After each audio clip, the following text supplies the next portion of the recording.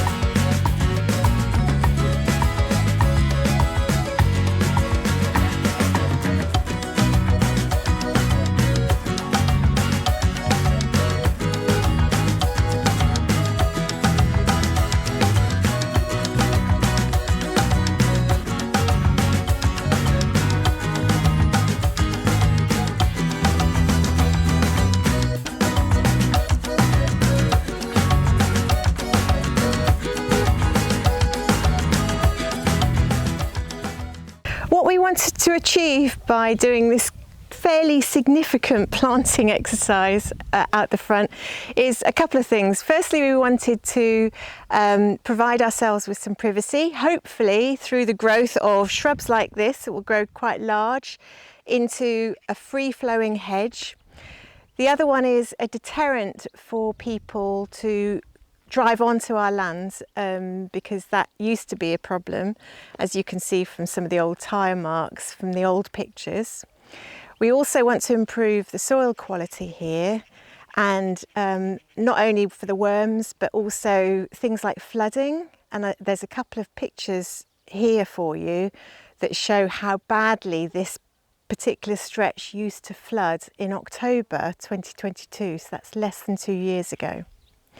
We also wanted to have a little bit of a wow factor as people drive past, and also we wanted to provide more biodiversity, more for nature and more for wildlife. It probably would have all gone swimmingly well except for their first summer, which all of the big shrubs here, we planted 36 altogether, they would have been okay, if we'd been here, but because of Brexit we can't, that's a long story, and there are other episodes about that.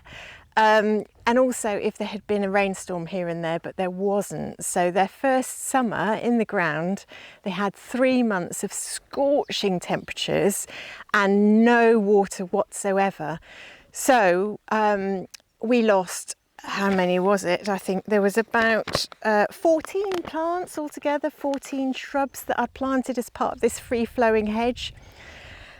And I'm going to list them for you because, you know, we'll have a little memorandum in memorandum of the 14 we lost: the Elaeagnus ebingi gilt edge, the Phillyrea angustifolia, the Cistus ladinafa, Myrtus microphylla didn't make it, neither did the Nerea moliando titopodgi, Juniperus oxydedus, Abelius Edward Gucci, Colonema album, Elaeagnus ebingi compacta, Abelia grandiflora didn't come through, neither did the Arbutus unado variation rubra, Grevillea juperina, Castellimon salignus, and last but not least the Buddleia salvifolia, all bit dust.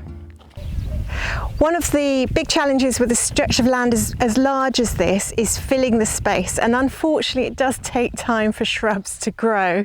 Even though, for example, the Ceanothus concha will eventually grow to be 2 to 3 metres high with a 2 metre spread, it's tiny at the moment and will be for a good couple of years. So I went out, I walked down the roads, I got wild seed from the giant fennel, and I've planted at least 7 of these all along here. Similarly, I've used the flowers in the inner garden which were prolific with their self-seeding, and I've transplanted their babies. So this is a Gaura lindheimeri. It's beautiful and white, and it will self-seed here by itself quite happily. And I've also planted from seed myself Sespania panucce in quite a few of the gaps where the last summer killed the plants that I'd put in originally. Now these Sespania panucce are tiny at the moment, but they're hardy. And I know they're hardy because they went in the ground as tiny little seedlings in December, which is probably not when you should plant those poor little tender things, and they have survived. So I know they're going to do okay. And those will grow to be about 2 metres high and beautiful red flowers. So, you know, I've got the original ones that I planted that I bought. I've got California poppies everywhere, and these were spread out by seed last summer. So this summer they've come up by themselves, and as I come out in the afternoon I can hear the seed pods literally popping. So these are all seed pods. When they dry, they just crack open in the heat and you can hear them pop, which is really funny. So the self-seeded varieties which have done particularly well are the Nigellas, the California poppies and the cornflowers. But things like, you know, the Carpa brutus, I've got several Carpa brutus in the inner garden, and for whatever reason, accident, carelessness, bits would break off. You can't hear Pete because he's behind the camera without a microphone, but as he has rightly said, he might have trodden on a couple by himself and broken them off. So, but it's okay with Carpa brutus. They're so hardy. You stick them in the ground and they get through fine. This, I know it doesn't look very much, but this tiny little thing here is a self-seeded from the Euphorbia dendroides tree, which there were 3 of them, and I've picked them up out of there because I certainly don't want them in the garden. I haven't got enough space, but out here I've got so much space. So it's been a delight to be able to spread, grow from seed, fill it, and I don't think this year we will see the benefit, but next year we certainly will. So there's little plants scattered around here that I've grown from seed and put in the ground. A lot more different types of salvia, some nepetas. You see the self-seeded salvia sclaria. I grew a couple, I planted one out the front, and the seeds have gone everywhere. So these are doing really well. Self-seeded marigolds. This is a bit of the bulbine frutescence which broke off, and I decided to put it out here, and it's really taken off. So in terms of filling the space, we're going to be fine. Another grown from seed success, which I have to say is thanks to the Mediterranean Garden Society and my membership of it, because you can get free seeds for 10 lots of free seeds per membership year. And this is the seed from one of them. It's a Caesalpinia gillesi, which is a bird of paradise plant. I grew it from seed 18 months ago, and this is what it is doing now, and they're scattered along here. They will grow quite large, 1.5 metres, so I'm really pleased that it's taken off.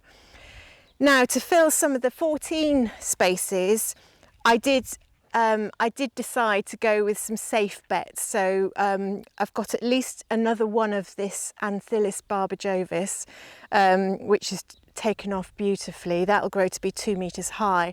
And similarly, I took the Genista monosperma and the Retama as well, because they have proven themselves, and the Toicrium fruticans as well. So they're scattered around here to fill the 14 spaces. Nothing grows quickly enough for Pete. So there are some big gaps, and all I can say is I can reassure him that in the longer term the gaps will be filled. But it takes time, and anyone who's a gardener will know that patience is a virtue. You cannot be an impatient gardener. So I have got 2 more gaps to fill, and I will be going to Vivae Capitanio in the autumn to get 2 more bushes. I have tried with some other experimental ones, like the Ceanothus concha. This was a cutting of the Salvia Darcy that fell off because it's by the pool, so I tripped on it and stuck it in the grounds literally the same day, and that is going to grow into a shrub now. So it's like magic, but the big ones are taking their time. The beauty of all of this is that after year 1, in theory, none of these need watering.